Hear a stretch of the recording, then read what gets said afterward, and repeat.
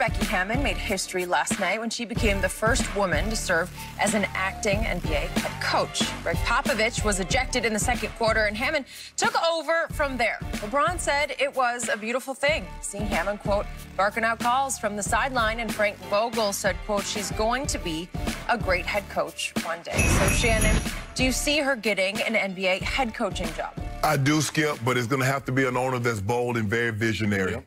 Now, as these younger owners are coming in, I think there's more likely to be one of them. Now, the only owner that's currently in the NBA that I believe has the moxie and the vision to do this would be Mark Cuban. But he's very happy with Rick Carlisle. Yep. And Rick Carlisle is a damn good coach. Mm-hmm. But Mark Cuban, I can see Mark Cuban doing something like this. The question is, Skip, who's going to be the Branch Rickey? Who's going to let Becky Hammon be the Jackie Robinson? Mm-hmm. Because you're going to get some criticism, Skip, and just with anything. Because, you know, man, women ain't got no business coaching no man. What she know about basketball? Mm-hmm. She ain't playing the NBA. Skip, you know how it is. Yep. So who's going to be bold enough? Listen, man, I don't care what the fans say. I don't care how it looks. I believe with her resume and the amount of time that she spent on the sideline and the amount of time she spent around Greg Popovich, coaching and being in meetings and sitting in on those situations, I believe she's ready to lead a team. And so it's just going to take that person who is going to be Branch Rickey, Skip, who's going to give her that opportunity. But I believe she's qualified. And I think, could she get a head job at college? Sure, she could. I'm sure she's been called numerous times, Skip, to get women's jobs. She has. I don't know. Florida was the latest that offered the women's job. Yeah, she's on her alma mater, Colorado State, offered her the men's job, and she turned it down because she wants to be an NBA head coach. Skip, because that's, you know what? Okay, let's just say she takes the job at Colorado State. That's a great. Oh, she's the first woman to be a head coach at a major university in college. That don't have the same ring and cachet. No. She's the first NBA female head coach. And I believe she's very deserving. I believe she's going to get an opportunity. How much is it going to be the opportunity in San Antonio? How much longer is Pop going to be on the chair? I don't know, Skip, but I do believe she's going to get an opportunity. But it's going to take somebody bold. It's going to take somebody with moxie, because although you and I and how we see things, everybody don't see things the way we see things. And so it's going to have to be an owner that probably some of his fan base is not going to take kindly to that. Because, Skip, you get used to what you're used to seeing. You've always seen men coach men. And for the most part, you've always see women coach women. Now you see a lot more men coach women college basketball. But this is what, so I believe she gets her an opportunity. I hope she gets her opportunity. She seems to know what she's talking about. Hey, you're like, hey, pick up the pace, and she was calling out sets. I'm like, okay, Becky, do your thing. Let me tell you how much I believe in Becky Hammon being a head coach in this league. A year ago, as you recall, Tim Duncan tried being an assistant coach for Greg Popovich. It's hard. It's a lot of travel. It's a lot of hours. It's a lot of film study. It's a lot of coaches' meetings. It's a lot of drudgery. Well, what did Pop say about Dougie? Yeah, I didn't think it's going to be a long-term. No. I didn't think it was long-term in his future. Okay, but one night last season, Pop got tossed. Yeah.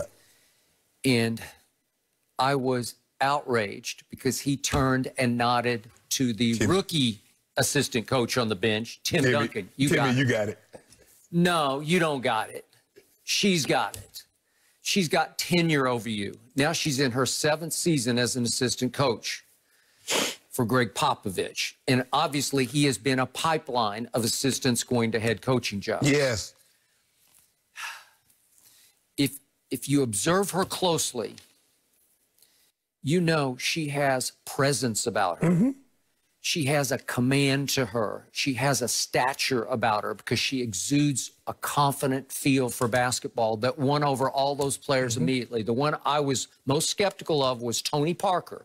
She played point guard at the highest level in the WNBA. Yep. 6-time All-Star. For the New York Liberty, her number retired into the Ring of Honor. And then as a San Antonio Spur, her jersey was retired number 25. So it's 8 years in New York, 8 years for San Antonio Stars. And what was she as a point guard? She was obviously smart. She was a leader, and she was tough, physically and mentally tough, and she competed at the highest level, Olympics and in WNBA. Yep. And right away, Tony Parker was in awe of her. And she spent a year when she was hurt helping out there, and Tony just gravitated to her because he liked her view of it, her vision of how to play point guard and what worked and what doesn't. As Pop always says, she has a knack for what works and what does not work. Skip, the thing is, talking to Tony Dungy, I had him on my podcast, and he said, and I asked him about coaching Peyton Manning. He says, Peyton is really easy to coach, but he's very difficult to coach. He says, he wants you to help him become better. He wants to be great. The problem is his expectations. The players, can you help me become great? But you have to temper their expectation because, bro, hold on now. We can't do all this in one day. But over time, as you said, the amount of time that she spent in San Antonio, and they were like, hold on. She was here with Tim Duncan.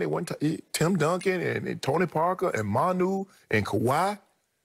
She already got credibility.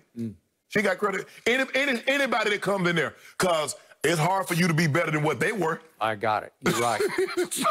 Okay, so Greg Popovich said many times publicly, the day Tim Duncan walks out that door, I'll be walking right behind him.